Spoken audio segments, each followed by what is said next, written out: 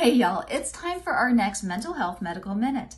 So we're going to continue our discussion on identity priorities and we're moving into perfectionism. So how do you know if you struggle with an identity priority that is centered around perfectionism? Some hints might be that you find yourself never feeling like what you produce is good enough, or you feel like you could always do better. You might find yourself in tedious cycles where you're constantly tweaking things and maybe even completely frozen stiff where you don't actually go for and leap what it is that you want to do because you're afraid that it's not good enough yet. You don't give that to the world because you think it's just not good enough yet.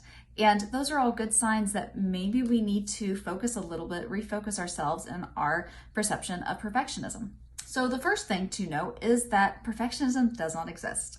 Every single person can always say that they could do better. Everybody who makes tons of money, who's rich, who's produced a lot of books, who has a lot of our perception of perfectionism.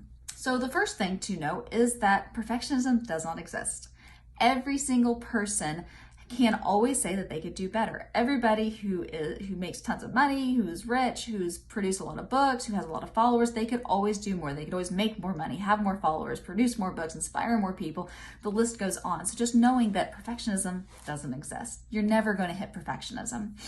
And the next thing I like to do is look at our leaders in our sector. I think Apple's a really good one to look at.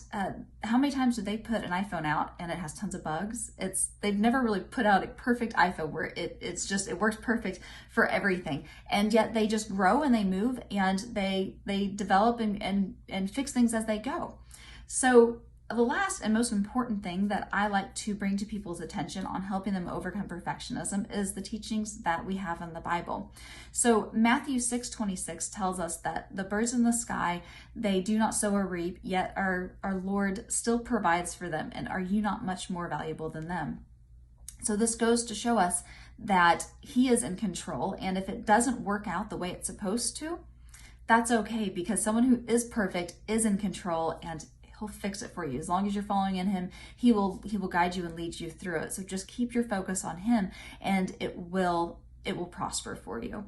So interesting mental health information, and I'll talk to you later. Bye.